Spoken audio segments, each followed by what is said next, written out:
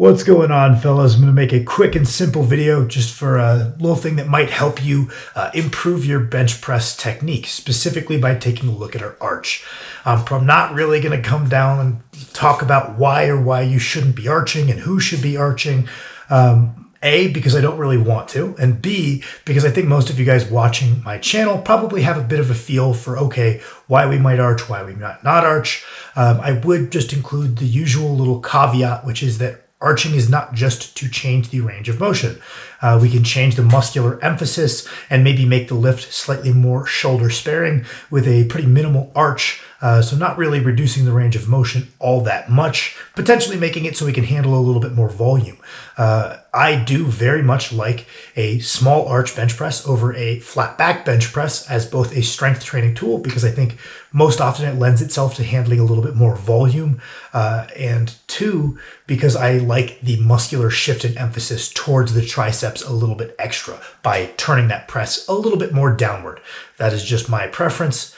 But we're going to get into, we decided that you want to arch to some degree. Let's take a look at how we're doing it. The first note I wanted to talk about is the fact that we should be working on drawing ourselves into our arch and pulling ourselves into our arch using the muscles of our back, be our spinal erectors, all the muscles that are contributing to that scapular retraction and depression that will naturally draw your chest upward. So we're not going to cram ourselves into an arch via some extremely multifactorial setup, jam ourselves back into this position, because that often leads to a little bit of unnecessary stress at the lower back when we're jamming ourselves into position. Lots of guys will say, oh, I've got this constant little lower back pain when I deadlift. And oftentimes it doesn't actually originate from their deadlift. It's from jamming themselves into a shitty position, thinking it's going to improve their bench press. And we're going to talk about why it doesn't really. Yes, we can probably adapt to any position. Yeah, that's probably the direction the literature is headed, but all of that is within the constraints of good fatigue management. If we're training our deadlifts, we're training our squats, we have a pretty limited work capacity of the lower back, so we've got a limited amount of recovery capacity to work with. We probably don't want to be adding any extra fatigue to the lower back on top of what we're already doing, and certainly we shouldn't probably be getting that from the bench press. So again, we're going to draw ourselves into position. We're drawing our chest upwards to meet the bar. As it comes down, we want to meet it halfway with our chest. Obviously, we're not going to meet it halfway with our chest, but that creating tightness as we come down, pulling into the arch rather than kind of roundabout jamming ourselves into it. Now, what I wanted to talk about is where that arch is coming from. So basically, we're going to take a look at the flat back guy, right? There's kind of two things we wanted to look at. One is, or I guess three things. One, the angle of press is going to be purely horizontal, which might have a time and a place, though I like as a strength training tool, turning that into a slight decline, getting a little bit more back tightness. That is my preference as a strength coach, although there's nothing wrong with the flat back bench press. So maybe that little bit more shoulder demanding pressing angle. We have not reduced any range of motion. The touch point is as low as it's going to get. And if we imagine his pelvis, it is running this way, right? If we imagine we're standing straight up and down, our pelvis would be kind of oriented like this, kind of parallel to the floor. When we're lying flat on the bench press, that line is now perpendicular to the bench press, which is good because A, that's going to mean there's pretty negligible stress at the low back, so we don't have to account for any extra low back fatigue here. And B, having the pelvis kind of perpendicular to the bench press is going to make it a lot easier to orient our leg drive the way we want it to, which is this way, horizontal. Upward leg drive is not all that valuable. We want to be directing as much of our leg drive as we can by, trying to slide our feet this way, trying to slide our upper body towards our spotter, all the while drawing that touch point up. If we have a soft touch, we're just driving with our legs to create this high arch, meet it halfway, press up after a soft touch. And if we are not soft touching, we can sink it into ourselves. Pause, keep tight through the upper back, don't rest it on the chest, really think about it sitting in your hands, but it happens to be a quarter of an inch into your sternum where you're holding it in your hands. But don't transfer the weight to your chest, but we pull it in tight, then we drive hard with the legs as if we were trying to drive towards our spotter, and that leg drive, because we have that solid area of contact with the bar, is going to transfer and help you drive the bar back towards where your spotter is. So having this perpendicular pelvis is going to let us better direct that leg leg drive the way we want it to, rather than needlessly shooting up in the air, which doesn't really help our bench and makes it so we have to fight this constant impulse of our butt trying to come up off the bench and make it an illegal bench if you're a competitive powerlifter, or a bench that's going to be written off by people on the internet if you're not. Now, the next one we're going to look at is people trying to arch and doing it very poorly, where we're getting most of the arch from down at the lumbar section of the spine and very minimal arch from the thoracic spine. And this is kind of a worst of all worlds scenario, and I see a lot of people doing it because they've got poor, I want to say thoracic mobility is part of it, but poor control of their back to pull themselves into that position. So it's not just a mobility issue, it's very much a strength issue of being able to pull into that position. So they don't really get it, they just jam themselves into an arch.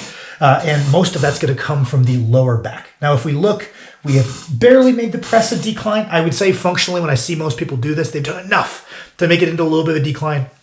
Maybe make it slightly shoulder sparing, put that in quotations, shoulder sparing. Maybe shift that emphasis towards the chest and the triceps, away from the shoulders slightly, blah, blah, blah. So we maybe get a little bit of the benefits there.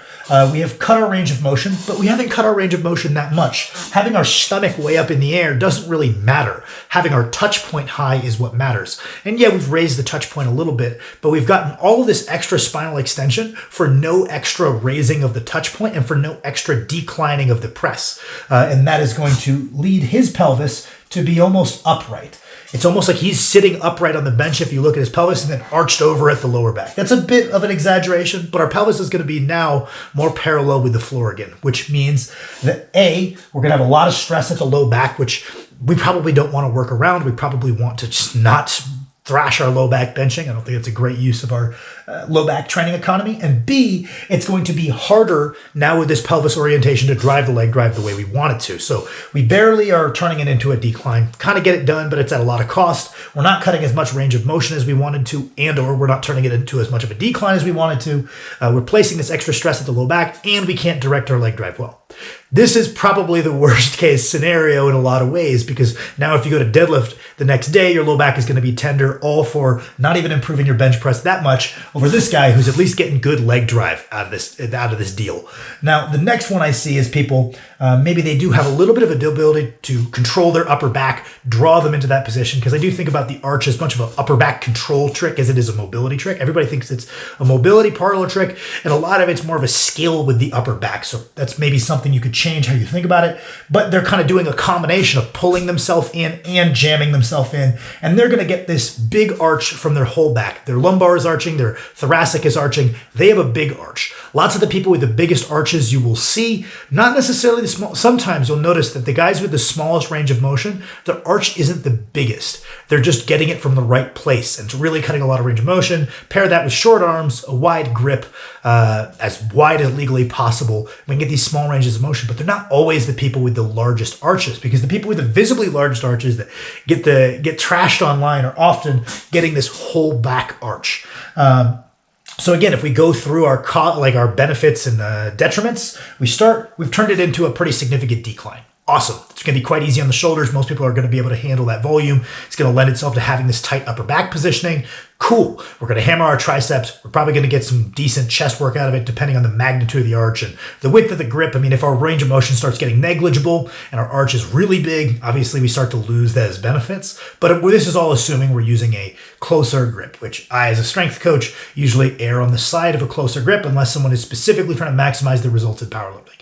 In which case, we would still use a closer grip as a training tool. Their comp bench is just going to be a little bit wider sometimes. But if we're training this to carry over to all other forms of pressing, I find that a closer grip bench press with a good quality arch has helped me become strong incline, decline, dip, comp style benches, overhead presses. It carries over to everything to have this decent locked in T-spine position, a closer grip. It's kind of my go-to bench press.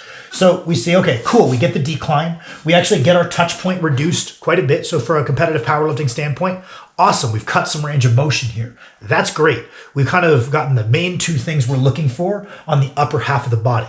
Now the lower half of the body is where this kind of suffers. Again, we have this more upright pelvis position, placing a little bit of stress at the low back and potentially throwing off our ability to leg drive effectively. And that is where we move to Mr. doing his bench press well. And that means he's getting a maximal thoracic arch and he's getting a pretty minimal lumbar arch. So if we look, he has because he's arching, got this big arch up at the thoracic spine. The thoracic spine is made pretty damn well to bend. There's not going to be meaningful stress here if we're drawing into this position, not jamming into it. Cool. We've shifted the muscular emphasis the way we want to. Cool. We've raised our touch point probably about as much as the maximal spinal arch guy without then throwing off our pelvis position. So now we can leg drive this way. So we're almost getting the benefits of Mr. Flatback over here with his great leg drive and Mr. Massive Arch over here with his decline position. We're going to be able to do both this way while also sparing our lower back, which is very cool. And if you do it this way, you don't actually look like you're cheating that much. If you do a good thoracic arch, it just looks like you're big. People are not going to bully you for arching usually. If you have a relatively perpendicular pelvis position, our stomach isn't way up in the air, we're just getting a big chest at the top. It just looks like we got a good level of back tightness. It still looks pretty cool, especially if we're using the trademark close-ish grip. So that would be my tip is bench like this fella down here. For most people, this would be my recommendation as a coach. Obviously, there are people who have success with models outside of this, and that is fine. But this idea of, okay, we're trying to pull into a maximal arch at the thoracic spine over having this whole spine maximal arch. I'll take a quality but relatively small arch with good back tightness, good control of the back, and it's all coming from the T-spine over a much higher magnitude, but shitty arch where we're getting a lot of it from the lumbar and throwing off our ability to use our leg drive. This is how I view it as a coach. This isn't a one-size-fits-all, but thank you boys for watching.